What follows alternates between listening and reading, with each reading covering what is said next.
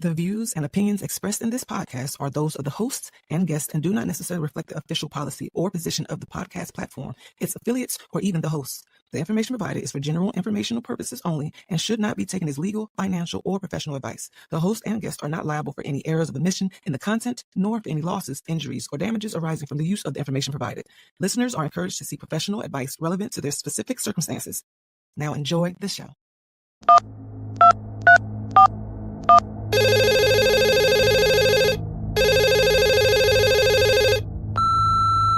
You are now running with scissors. Let's go.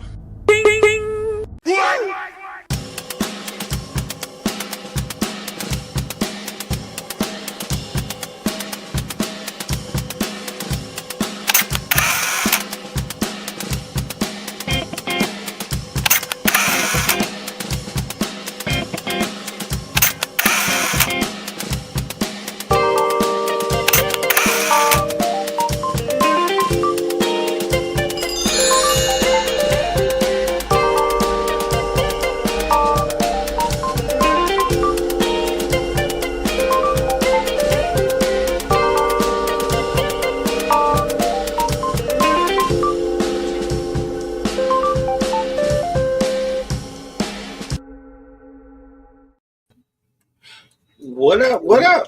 Well, no, what's going on? We looking a little light today. Yeah. We got Chairless Penny Owens and No EZ. What is and No EZ. Well, we're here.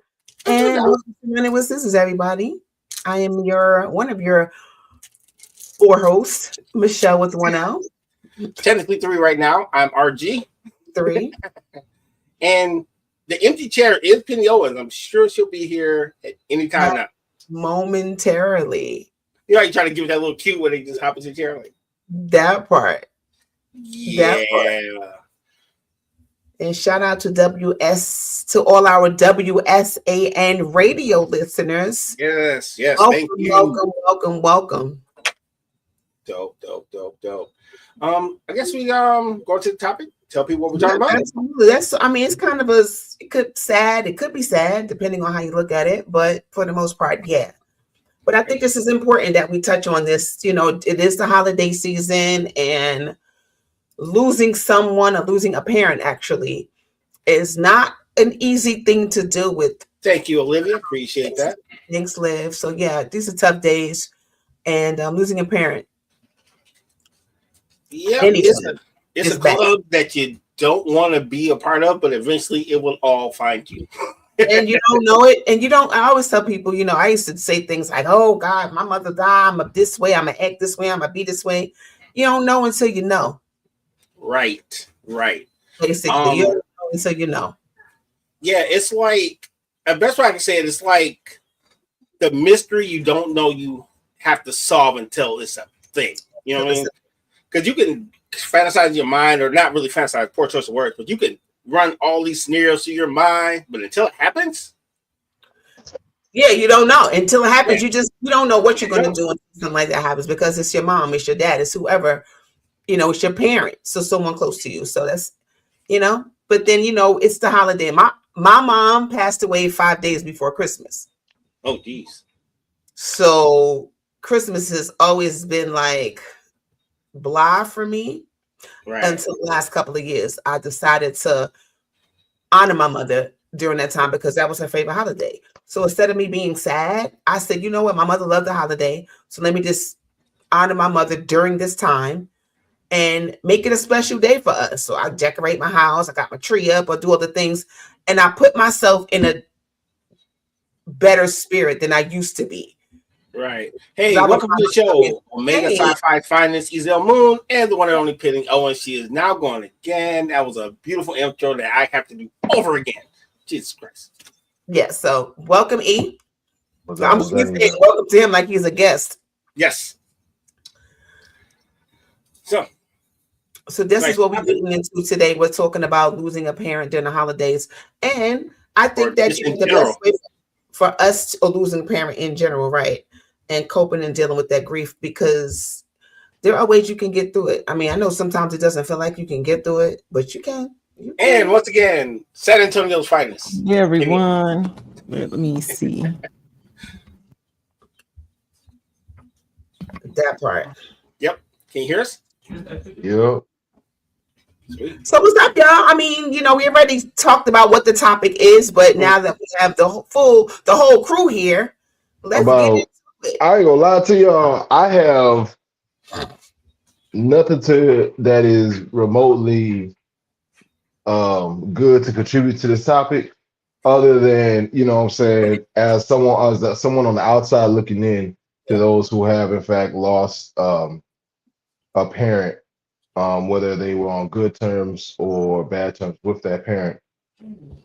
All I can ever offer is condolences, a listening ear, an open heart, and an open mind to be able to be in a space to where, what I'm saying, hey, I'm just all the way there for you as you process whatever your grief looks like.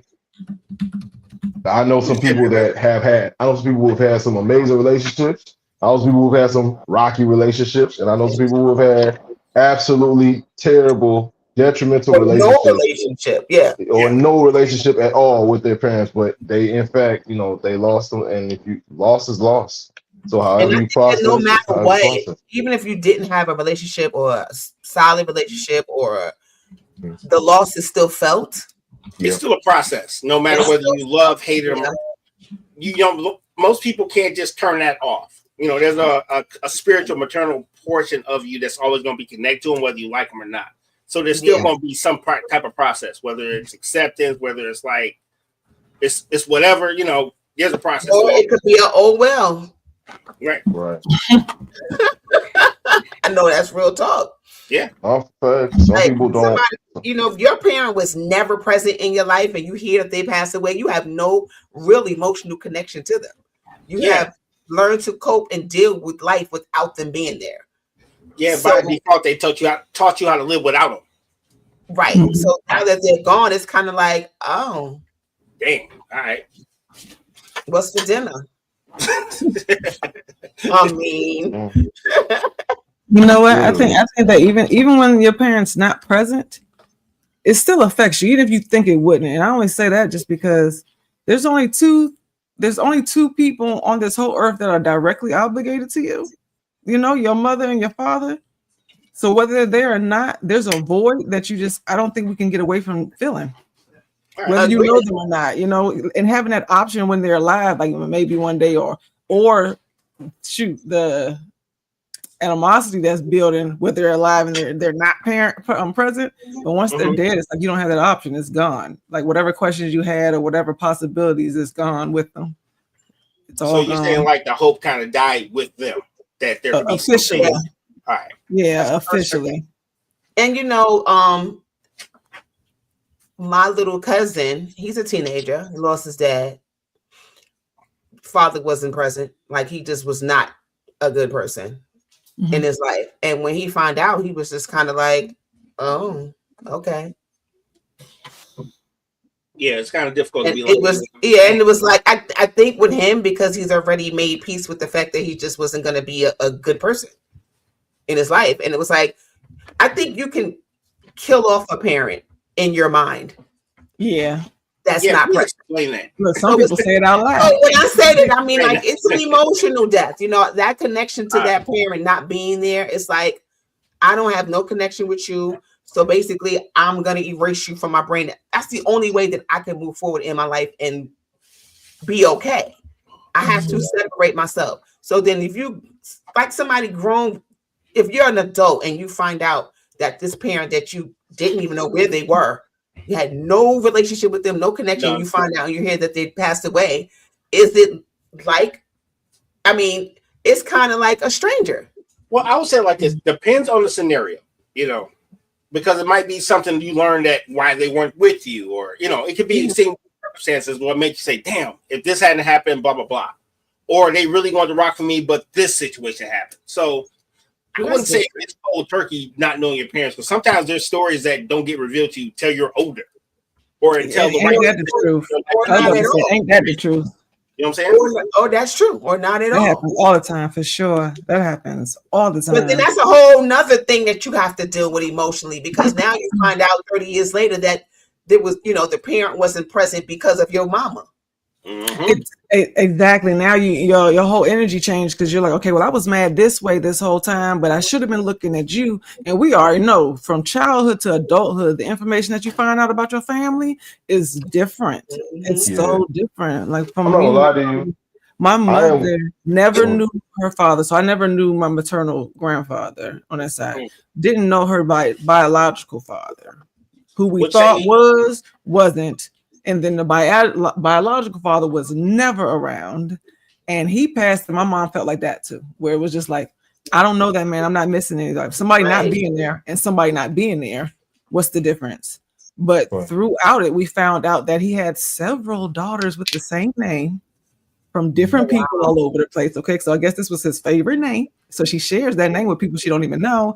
And then we found that like a lot of our health issues that, you know, she had passed down to me and I'm passing down to my kids came from him. They came from him. Never knew about it. You just kind of take that information and that's it. Like you have it and it's unfulfilled. Right. It's unfulfilled. But it's like we all have our different situations because I can't wait for our littles to get when they get older, like being able to actually have those hard conversations with them, because I know for a fact that, you know, I want to be able to speak to where my thought process was. I want to be able to tell them like, hey, yo, look, this is my reasoning why for the decisions that I made. And honestly, I was the best at just telling them the truth is going to be like, I think that that's one thing that I don't fear, like being able to look at, you know what I'm saying, look at the next generation and tell them the truth, because of the fact that they're going to incorporate it, like they're going to incorporate it in their decision making. You know, I feel like, you know, the generation prior to me, like they hit a lot of that from mine. Like it was like, oh, you know what I'm saying, do as I say, not as I do. Oh, why as you say? You know what I mean? Like what exactly was the reasoning behind these thoughts? And why is it that, you know what I'm saying, you're not telling me this, you know, earlier in life? You know what I mean? That way, when I'm about to leave, you know what I mean? If I be so blessed to actually have a deathbed and be surrounded by the ones that I care about, why is it that I can't say that, you know, this is what I was taught. This is why I was taught that. Here's my perspective. You know, the audience, sir, I can answer that for you. The audience, because you know your kids, you know which ones are receptive to the truth and which ones you have to kind of spoon feed, because everybody ain't here for this truth. Trust me, I have 3 different kids and they all got 3 different stages. They're all different. They're all different. Everybody, you got to know your audience when you're telling your family stories, when you're explaining why granddad's not going to be there no more. You have to know your audience and cater to them, because the way you say it is the way they're going to take it and the way they're going to internalize it. And it can go one or two ways. It can be like, oh, cool, I'm going to be sad with dad, or dude, I've been putting this boy through therapy since he was in 7th grade. It can go either way. Right. So you have to be real careful when feeding the truth, because I feel like it's important to give that truth and to make people understand the dead and the ancestry and how you got this way. But you got to make sure you know that person can receive it the way you need them to receive it. And they'll just, boom, information overload. I am in 7th grade playing Xbox, and you just told me about what my granddad did? Oh, no. I am not here for none of that, you know. Crazy. Yeah. And you also have to know yourself too. You have to be honest of where you are and know what your story is. And most of us, this is the first time for today for every single one of us. This is the first time being a parent to your child for today's day. You have no clue how to do this. Like there's no practice, there's no script, there's no manual. We are all trying to figure it out our entire lives. So you really don't, most of the times you don't even know exactly why you did exactly what you did, but what you did do was probably with the best you thought, with what you knew, what you had at that time. And if you don't have that kind of grace with yourself, you can give an explanation that really still is not the whole truth. It's not the whole truth. You know, you have to be at a different place to deliver that. Because most of us, well, I would say all of us, our parenting, we learned from our parents. I mean, we tweaked some things along the way. Oh, absolutely. Because certain things didn't work for us. Because it's like, well, I ain't gonna do that when I have my kids. You say stuff like that, like I'm not gonna be that parent. But right, we still take a lot from our parents when we become parents. Yeah. Because how many times that I've said things and I'm like, oh, I sound like my mother. Yeah, but the thing is, how much of a service or disservice are we doing by doing that? You know what I mean? Like, how much of a I think that one of my biggest fear, or like not fear, but you know what I mean. But one of the things that does in fact make me sit back and wonder is, I feel like I'm trying to keep a certain level of trauma away from the next generation. I think that's what every generation does. I feel like I'm trying to keep a certain level of trauma away, and in that, it's like, okay, I'm doing this. I'm also dealing with my own and things that are causing me trauma in real time. How do I make it to where this child is not just a whole different type of messed up? Mm-hmm. You know what I mean? Like, how do I, like, what different parts of, okay, hey, be the man that you are supposed to be, right? Be a man, right? But also be a caring, compassionate man. Be a man in touch with your feelings. Don't let nobody treat you like a bitch. Don't let nobody, put you in no bad positions. Think for yourself, but also know when exactly to, it's like. Okay, I can answer that very simple question. How old is your kid? Now he's 7. Okay. Ask me that in 15 years. You'll know how he turned out, because no matter what you teach them, they're going to find their own path. It's almost like trying to stop a waterfall. Only thing we do is keep throwing good deeds into them and whatever, and you got to let them cook and let them do what they're going to do, because we can't control it. And you can't go through at night feeling like you failed them if you did the best you could. That's true. But I think the best thing that you can do is to recognize your own trauma. Mm-hmm. And the fact that you're healing that is going to spill over into how you're going to raise your son. Exactly. You put your life vest on first. Yes. That part, Penny. You got to save yourself first. So before you can do anything, because again, our trauma, some of the things that we've dealt with, it's going to spill over. We're going to do our very best to reel it back in. Mm-hmm. But, there's those times when it's like, okay, I used to feel like I got to keep my kids out of therapy. What? Hey, that copay is mad high. I gotta get you together, brother. So, I didn't start my healing journey until my kids was older, like grown-ups already. So the damage was already done. So now I had gotten to a point where it was now about helping them deal with their trauma, right? That I may have contributed to. And look, because everybody don't get that apology. That part. Being able to look your child in the face and be like, you know what? I didn't know how to do everything. Right. My bad. I'm sorry. What is it that I've done that has not necessarily offended you, but caused you some pain, maybe caused you some questions, some curiosity?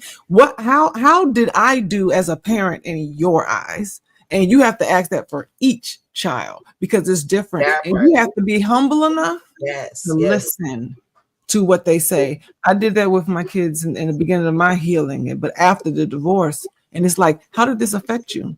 Like, I'm hustling, I'm grinding, and you are everything, that I focus on, but it's still another extreme. You are still missing, the other pair of your parents, and this is affecting you.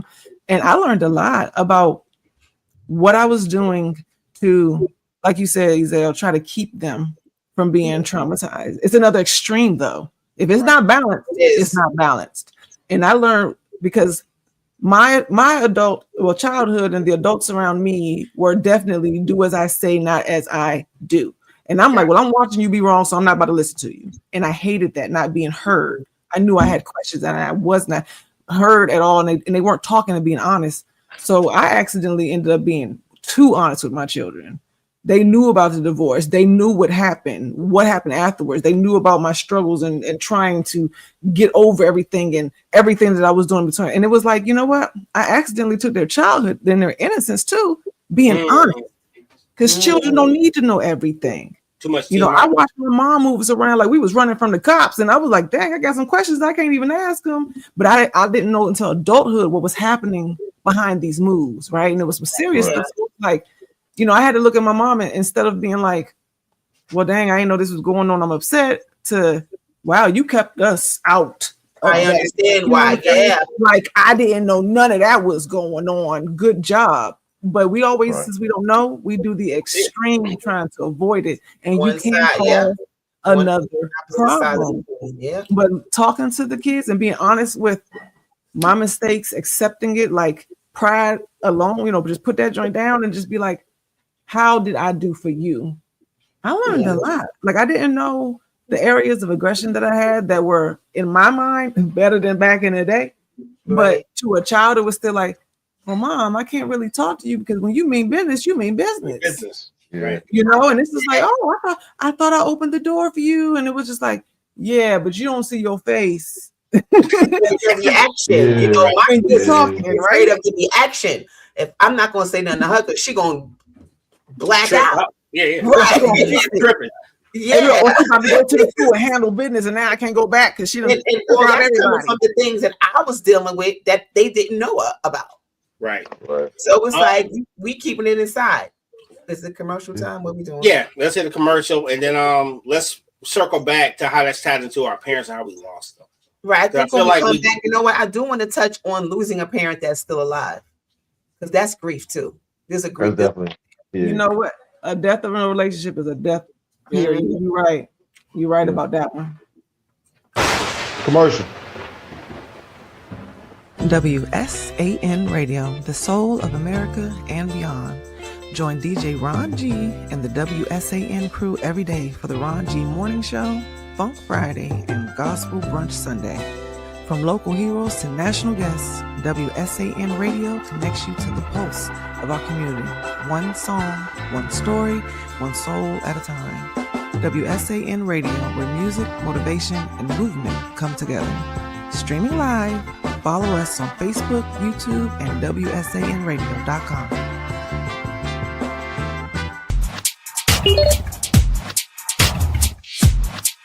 Got me together with this two-piece. It's the good leggings, no see-through business.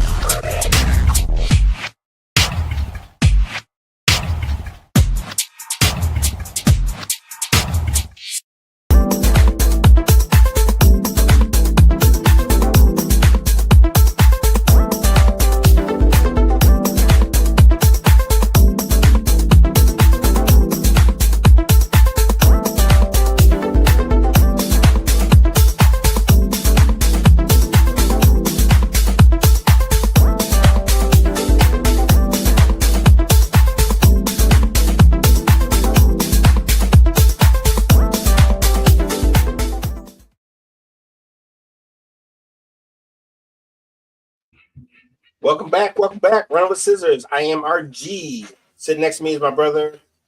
Ezel Moon. And above us, we have our dear sisters. Michelle with the 1L. Penny Owens. In the building. Okay. I was about to say the song somber, like really? I was waiting for you to get hyped. Yeah, let's get hyped about talking about people's passing. Yeah. Turn up, damn it. Listen, this is a serious topic. It can be sad, it could be all the things, but sometimes you gotta laugh through the pain. Yeah. Or just All right, freaking cry. Well, Or as soon as y'all tell me a good joke through, I will definitely laugh with y'all. But until then, matter of fact, let me Google some how do you even type that? How do you type that in? Coping mechanism has always been laughter. Right. That's always been and that's not always good either, because Yes. I'm not dealing with say that again for the ones in the back. That is not always good. Because I wasn't dealing with whatever I needed to deal with. I was like, I'm just gonna crack a joke and keep it pushing. That wasn't good. Right. It was a disarmer because you couldn't really deal with it on the level. Because it was like, I don't want to deal with that because it doesn't feel good. Mm-hmm. You know, I don't want to deal with that pain. That hurts. That thing hurts. I don't want to stay in that hurt space. So I got to figure out a way to get out of that. Yeah, so, but stay there. Then you still deal with it no matter what. I mean, I can laugh today and cry tomorrow. Right. You know what I mean? Will sit there for you until you acknowledge it. But you can laugh for 30 years and not deal with it, and it's gonna sit right there waiting for you. Well, that goes to show you that the process doesn't really have a time limit. I think you learn to deal with it, you learn to cope, but there's really no time limit to grief. You know, when I was younger and I didn't know shit, to be blunt, I was like, oh man, you still crying about that? Like, yeah, fool, I'm still crying about that. You know what I'm saying? Yeah. And it wasn't until I was humble that I understood that. So I would just tell people, like, everybody's tolerance is different, and believe people when they say they're grieving, and don't try to put a time limit on it because you don't know what impact it had to that person. No. I ain't gonna lie to y'all. I just typed in dead parent jokes and on Google, and I don't want to read any of these. No, okay, these are. You have to put a disclaimer up. These are terrible. Oh my god! I got a great joke for you. You show got cast by a bad death joke. Ours. Jesse, dog. You know what? I learned to. We all grieve differently, and at different time frames. So you have to respect what people tell you too, because if they're not ready to deal with it, you have to respect whatever answer and energy they give you. If they say, well, I'm okay, or I'm getting through, even if you know that that's not the full truth, you have to respect it because they're clearly not ready to do something else. And you can't make them do what they don't want, or that they have not determined that they need to do it the way that they do it. Why is Batman jealous of Superman? Why is Batman jealous of Superman? Okay, I have no idea. Why, sir? Because he got 3 dead parents and he only got 2. You know what? Wait, I don't even get the joke. That's because you don't know Batman and Superman's history. Oh my god! I'm familiar with Batman and Superman, but what's oh my god! He said one has lost 3 and the other one has lost 2. 2. That is the most tame one that I could find. Thank you. Everything else was about superheroes. I guess, but we are. I just that's it, dog. That's the order I give. Sorry, y'all. I give you credit. But you know, let's talk about losing a parent that's here, that's still alive. Absolutely. That grief can mimic losing a parent that dies.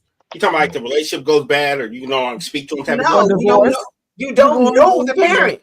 Or you don't know not being present. Well, I mean, you never knew your parent. Do you really grieve them? Yes, because you're missing. There's something in you that you know that's not there. That connection. That's true. And because you can say, "Oh, I'm not tripping about them," but every Father's Day or every Mother's Day, you got to pretend like you know who they are or they don't. Like that reality comes back. True. Or even missing a parent that was around, but they're not anymore. They just decided to go get some milk and never came back. I mean, you know what? I can see people. Well, I know people where it's dual, where they want to be strong, they want to laugh it off, right? You know, I see some people that want to be strong, they want to laugh it off, but that pain is still there, and then they're not dealing with it because they're laughing it off. With them not being there, it's like it's almost dual when you want to tell yourself I don't care, And then you feel guilty for saying I don't care. Or you feel guilty for saying stuff like, oh, well, he's dead to me. She's dead to me. And then, you know what I'm saying? Like you still feel it because you put that hate out there. Like you made that comment, you felt it or whatever. And it still does something to you. It's like it's the poison you get to walk around with, and the other person is completely unaware of it. Completely unaware of it. So one of the first things I saw with my son after the divorce, he just went quiet. He was the one child who got to have his father the longest before he moved. When we broke up, he was 10. And he got quiet. His personality shifted a little bit. I saw that. And then I remember, I think probably like about 4 or 5 years later, I heard the kids talking amongst themselves. And then they cracked like your daddy went to the store type of joke real quick. And it was like the first time I even heard them even acknowledge it. Right. And now I got to see it where it was like, so this is how you're going to choose to handle that. But you could hear it in his voice. You could hear the disappointment, the anger, the pain, all of it while trying to make it funny. And just listening to the kids, like just overhearing them in the next room kind of playing and listening to how they were handling it as elementary and middle school, like just children. It was like, that's what we do as adults all the time. You know, all the time. Gotta come out somewhere. It was interesting. And I mean, it stayed until his father became more active. His whole personality just shifted. And he was quiet for years. Because that doesn't feel good to not have a parent because you're supposed to have 2 parents. That's just the way things are. So if one parent is absent, you're going to feel that. That child's going to feel that. Well, now, I was going like this. I'm going to expand a bit because some people don't know their parents, but they have people who take the place of them. Mm-hmm. So not having that guiding presence, you know what I'm saying?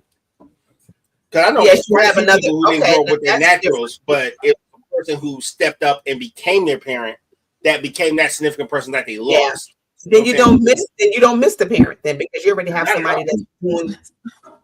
See, I got mixed feelings on that. You don't miss what you never had, right? Yeah. But biologically, in the cases of people that I've dealt with, at some point that truth still came to surface. And I'm saying this not even being rude or disrespectful at all. Even in same-sex couples, even in adoptions, where the kids just never knew the biological, other. At some point, the truth came out. Who am I? That's true. Because even when you acknowledge the person who stepped up and took care of it and you love them, your genes still belong to somebody else. And you can't ignore it. Yeah. Who do I look like? They go look for that parent now because they want to know where they come from. Exactly. It's like, it's like, I don't look like you guys. I love you. You've always been here, but who am I? And I want to say my mother that she felt like that. Like she couldn't explain it. And she didn't even have the proof that maybe this isn't my dad. But she's like my eyes are a different color. My hair is different. I move different. There's something different. It is. That's right. So you can do a really, really good job and not be able to cover that void. Losing a parent, whether you lost them because of death or you lost them just because they decided that they didn't want to be present. It's a loss, and you're gonna feel it. That is a loss. I don't know if it's the same feeling because 1, you can never connect to that person again. 2, the hope is there that you can connect to that person. Mm-hmm. So that's you're grieving. That might be a thing that you're grieving over and over again because sometimes you have that feeling that I want to connect to that person. I would like to be able to connect to that person. And then it sets in that, okay, it's probably never going to happen. Those feelings don't ever go away. They come back. Hey, Michelle, I got a question for you. Mm-hmm. What was your process that made you flip that switch and start celebrating Christmas? Because I thought that was pretty introspective that you was like, yo, this is the reason why we're not celebrating Christmas. She's like, wait a minute, my mom was about this life and you flipped it over. So what was that point that made you go, boom? You know what it was? Get it cracking. Because, it was just, I would say probably within the last 2 or 3 years is when it happened. It was like, I said, I just said that I'm going to grieve my mother, but I'm not going to grieve her in a way that's going to cause me to be sad and depressed. because that was what my journey has been up until it was always depressing time. So you celebrated yourself being sad. It wasn't like, I kind of like canceled Christmas for my kids, even though they got gifts and things, but the spirit was good. The feeling was gone. It was just like, take here. We just go to his stuff. I mean, it wasn't no wrapping stuff. You know, the whole spirit of Christmas, how we grow up. We wrap up the presents, they open it up. It was like they would just come downstairs and just stuff would be there. It would be no wrapping paper, no nothing. But they got what they asked for. So that's just me being lazy. Ain't got nothing to do with nobody. That sound like a dad. That sound like a single dad Christmas. I ain't gonna lie to you. I'm about to buy 25 bags and put all your stuff in the bags. When you go from doing it that way and then all of a sudden you're not, that this is probably like, but you know, they probably don't care because they're getting their stuff anyway. So because they have grandparents, they can feel the difference though. They can compare what it was. Right? We're not doing a tree anymore. I mean, I know people may think about it as the holiday, but whatever you do or don't do, this is what we did. But so the tree is no longer there.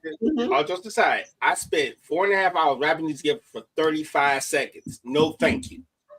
Guys just spent half the goddamn night wrapping these damn gifts so they can rip them apart in 35 seconds. I'm like, bang. Yeah. That's true.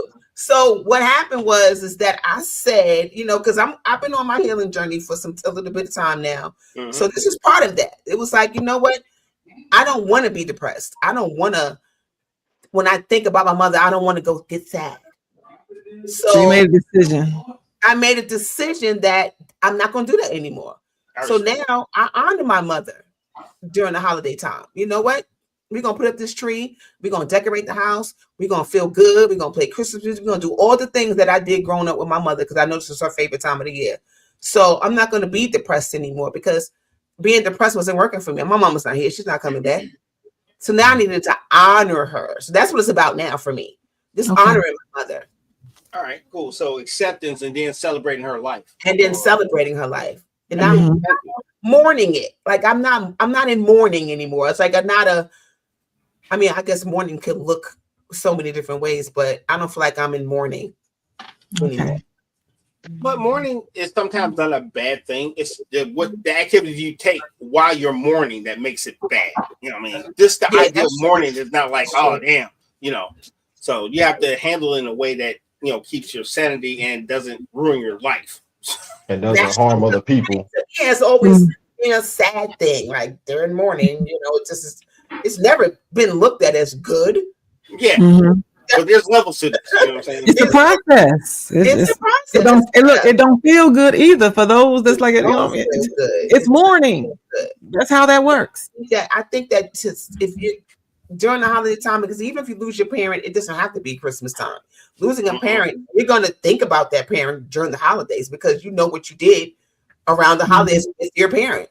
So sometimes certain times of the year is difficult. Different holidays and things. Sometimes of the year depending on the family, or depending on when the world is stimulating family. Yeah, it's just worse during the holidays because of the holidays itself. It's worse during the last quarter of the year. But you got birthdays, you got whatever that parent was attached to. If they like football, then every time you see a football game, like whatever that you associated with them, colors, smells, habits, activities, events, it's all year round. All year round. It's all year round, for sure. Like there's no way to really prepare, even if you are blessed enough, and it's difficult, but if you are even blessed enough to be a part of the transitioning, like you can kind of see this coming. They've been sick for a while. There's different conversations that you got to have or been privy to. You had an opportunity to, forgive some things and get some stuff off your chest, some explanations. If you're blessed enough to have those hard times come up, it's a blessing. Just period. Yeah, but you're still never prepared for when the machines have to get turned off, or when you have to make turn their own machines off. Yeah, or if died, it was a sudden thing. It was like my mother was 55 years old when she passed away. She was young. See, that's what I wanted to bring up too. But what do you do when the parents are not even old? Because 55 that's not old at all.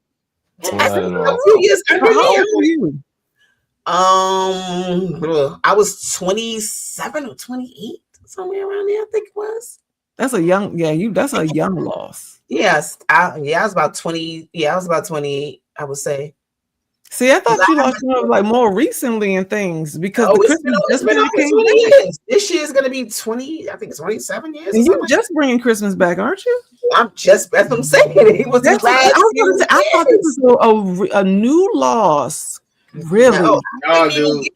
Because I would come up with all kind of reasons to not celebrate Christmas. It's a pagan holiday. Nobody cares about all of that buying presents and stuff. We not buying presents. No, you said it was holiday. It was that. No. It was like the hell with Christmas. By humbug. I'm not spending my money going broke. I mean, I came up with all the reasons, all the things to be like the hell with Christmas. So, because since the time period that we've known each other, you've really engaged deeply in the healing of you. So do you think that's why it came back? Absolutely, 100%.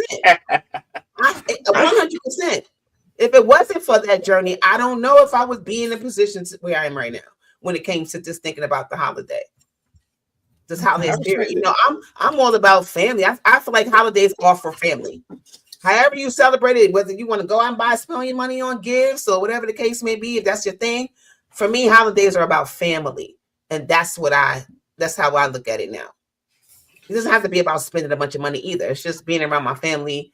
And that's where I feel my best, around my family. Right. I would say this. I'm a little more recent. My dad's been gone for like 3 years, about to be 4. Yeah, and the biggest thing for me was acceptance more than anything else. And I couldn't accept the fact that he was gone. I couldn't accept what my role came to in my family. And that was the like, holy moly. Who the hell left me in charge? Wait, whoa. I'm not ready. Whoa. What the heck? Yeah, I'm in charge. Wait a minute. Wait. So it was more of acceptance of like, okay, you're not a protector of the family. Take everything that I taught you and now apply it. You know, it's like graduating college and getting that first job. You're like, wait a minute. Like, they do this too? Like, wait a minute. These are way too many spreadsheets. They ain't telling me about this in class, you know. So that was probably the most challenging part for me. And Ezel knows, because me and him have plenty of conversations where my goofy behind is sitting in this damn cemetery, like talking about stuff that God, I don't even know what I'm talking about. But this guy, so I have my moments. But when for a guy, when you become technically the default leader of your family, it is a hell of a transition, and you don't know how you're going to take it. Hell, and I'm going to say this publicly, right? So when my dad first passed away, my wife was like, I don't know what you're going to do. And I took it as offense at first. I was like, man, what you mean? What you am I going to do? And then 3 months later, I was like, oh, she right. I don't know what the hell. What am I going to do? She right.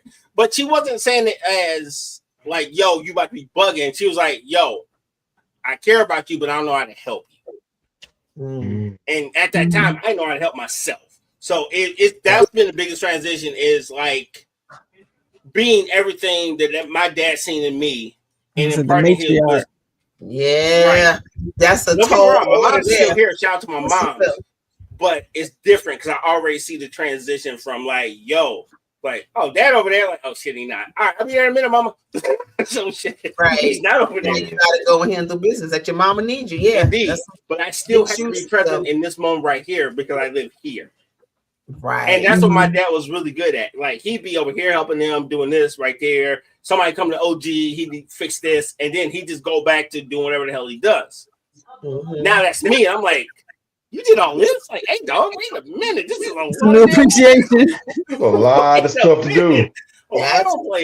That's it, right? And you still was smiling? Because I'm angry as hell. What are we doing? This is part of it. Why the hell are you smiling? Right. So I've learned a lot from the old dude. And unfortunately, I had to see the end of the story to understand the beginning of the story. Because I had so many questions that I didn't understand about my dad until he was gone. Because I got to see the beginning, the middle, and the end. Yeah. And it serves me 2 purposes. It teaches me how to be a better person, and number 2, it tells me what I don't need to do. You know? So, because when I looked at that casket, I didn't see my dad's face; I seen my face. Oh, so it taught me Wow. what I needed to do and what I not needed to do, and how I needed to be to navigate to have better outcomes. See, and then you also share names too. Yes. I would think that that's. I mean, you would have to be able to really explore that, but to see your face in that casket, the name on the grave, Yeah. it's like, what did that do? You know what I'm saying to you? Because that is a lot. It grew my ass up in a hurry. You don't know you ready until you ready. It was like that's just the truth. That's preach. I was Captain Phillips. It's like you were the captain. I was like, wait a minute. Whoa. Yeah. Hold on. Yeah. Most of us don't know what we can do until you get in that situation. You don't know until you know. I tell people all you the get time, there. you don't know until you know. And that's When- just the reality of it all. Mhm. Observing others, like I still have both my parents. Izo, you still have both your parents. Absolutely. So it's like we have not gone through that. But I know with watching others going through it of the different ages and things that it's never not a big loss. And I definitely see how you can there's no way to prepare. Even when you think you're prepared, you're just not. Because once it's official, it hit different. Because my dad knew it was gonna happen. It's like my dad was sick for a long time. So it was kind of like, I got those moments with my dad where I was able to get some sort of closure and forgiveness of some of the things that I might have been dealing with as far as daddy issues. Having that final conversation with him, even though he wasn't as alert as I would have liked for him to be, but also knowing that he heard me because there were signs, so that was a blessing for me. And then I got that, and then he was gone maybe days later. So, and my dad was in his 70s, so it wasn't like he was a young guy. So, but seeing that he was sick, it was like it was a different thing than when my mom passed, because she was sudden. My dad was like, okay, I know it's coming. Okay. So even though there's grief, I can see the difference between the two. Mm-hmm. Big difference. That forgiveness is everything. And it's not like you don't want to have to lose somebody to get some type of understanding. Keeping your heart open to just understand that life happens. You know what I'm saying? Life happens. And most times we can't control any of it in any combination, but we usually individually are just as confused. And that goes for our parents. That goes for friends or coworkers or anybody. Like, we are all just humans. We're just people. But staying open to just forgive, because there's a lot of things that you just won't get. In life, you don't get to have closure for everything. Forgiveness is really about yourself. It is not about the other person necessarily saying sorry and explaining anything to you, because a lot of times we don't get it for the small things. It's about yourself. And as you start growing like a person that, what did you say? So closure helps you sleep at night and not wonder about things that didn't happen. Everything, because it's poison when you're just sitting there just confused and your eyes is wandering, just up, and you're supposed to be asleep. It really just is bothering you. But there's so many different things that you learn after people pass that really is going to raise more questions that may not be answered. And sometimes you have to accept it's not going to be answered. Like when my paternal grandfather passed, we found out he had 21 kids. Ooh. Guess what? We didn't know that while he was alive. It was just the 10. All right. Homie was sowing more across the farm, than his royal oats. He owned an ark. Sounds like he was repopulating everything. Okay, look, like the other families were on the opposite side of the farm. And it was like, wow, no wonder he was plowing the fields. Like, really? All right. It was life changing. But just like what Joanne said, where you learn all these different realities, it's like a parallel universe. There's other people that share my blood. There's other stories. There's other things I haven't heard. And sometimes you never get the answers and closures for, but you still have to just make sure that for yourself, don't hold on to that grudge, because it ain't killing nobody but you. Nobody but you. And for the parents that are alive, even if you're mad at them, I mean, the Bible says to, respect and honor your parents. They're still your parents.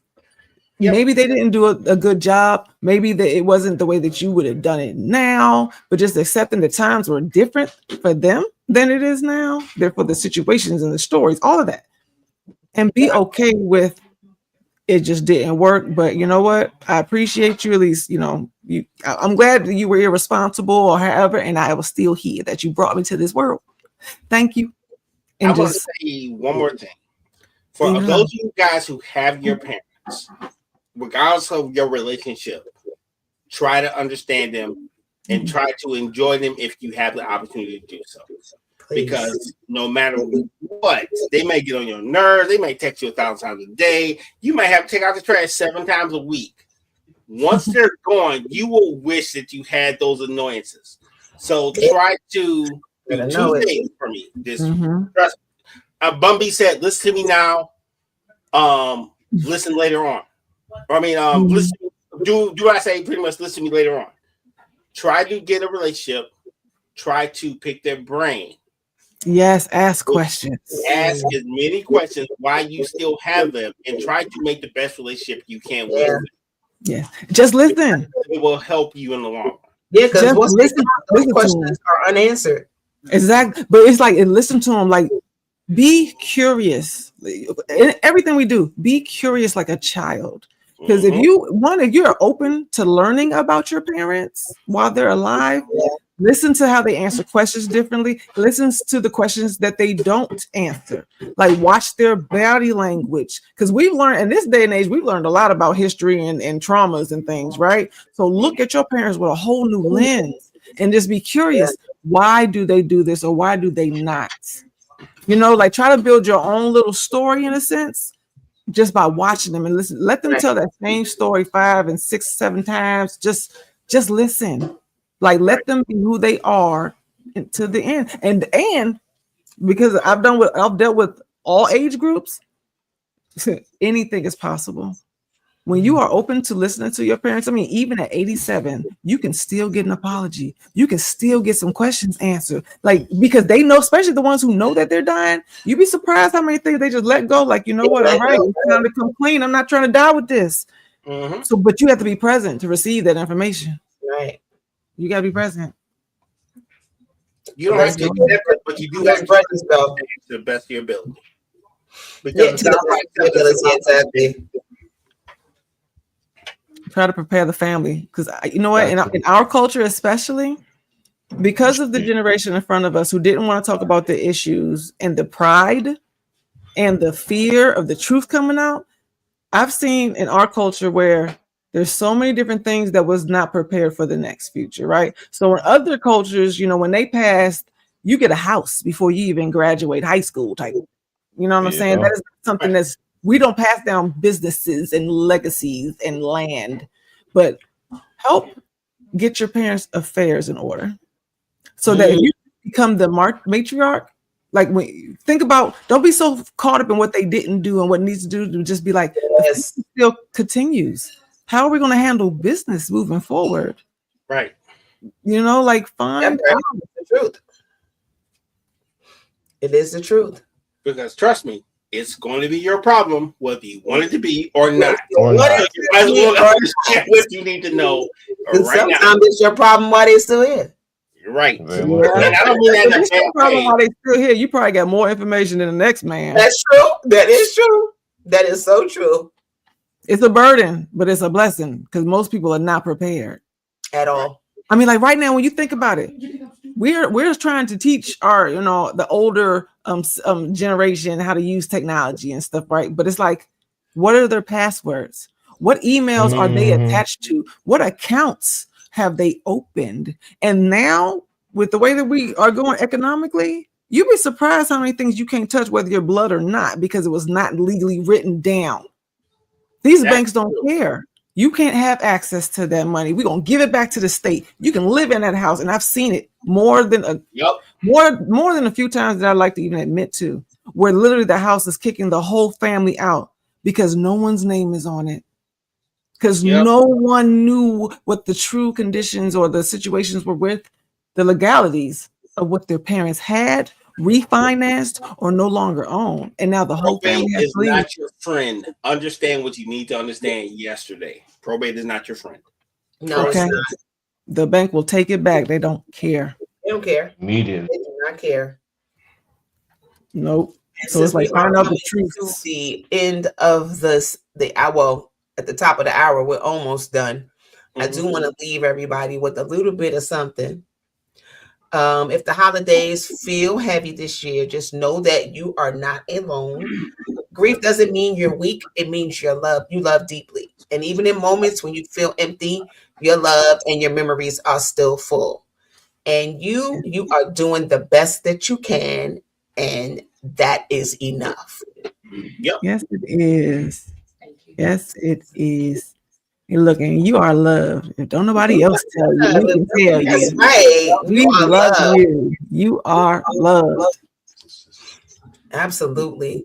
And we got to pay some bills. So if you like, on that let them know. And if you like what you see and like what we're doing here, consider donating to the cause of the United Front Network, to whatever cause. Speaking of the cause, I ordered me a shirt, and I'm waiting on my stuff to come. Really? We have merch. Yeah, we have merch. Go and buy you something. Go on to the website and check out we got a bunch of stuff for you. So you can represent the United Front Network. Look, check the page. Check the resources, ideas, podcast opportunity, guest opportunities. If you are a Black and brown business, send us your information. We're going to publicize a page for you on the website. This is about community and numbers, and we will do this together, and we will strengthen each other. Period. We are not just a show talking. That's it. Man. And if you donate to us, we donate to causes as well. Right.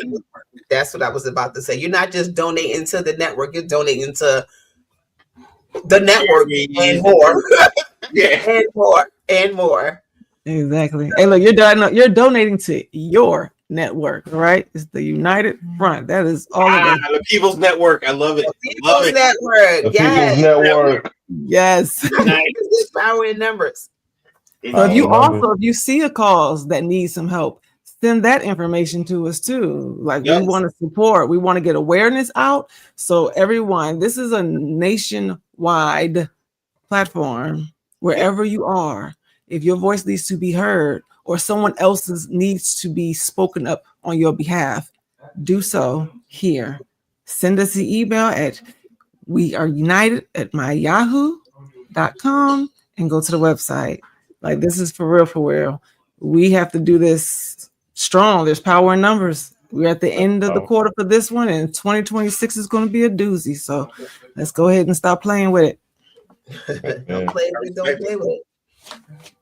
Don't play with it. And we're going to see y'all. Oh, make sure you guys tune in next week for part 2 of our Tough Days series talking about losing a child.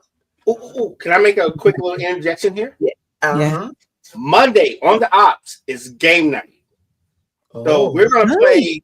We got 8 slots available, right? You're going to need your phone and probably another web browser. We're going to play on this game called Kahoots. We got 8 slots. Yeah.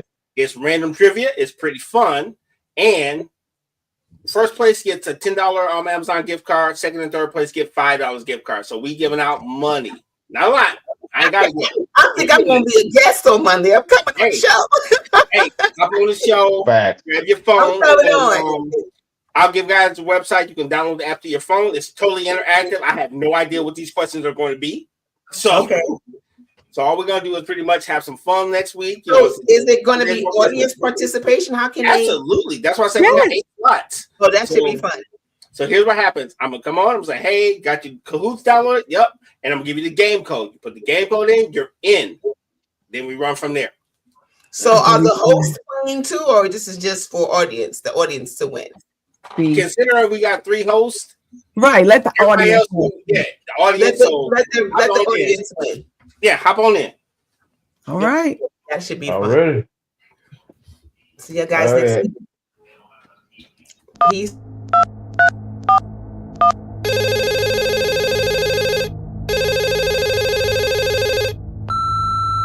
You are now running with scissors. Let's go.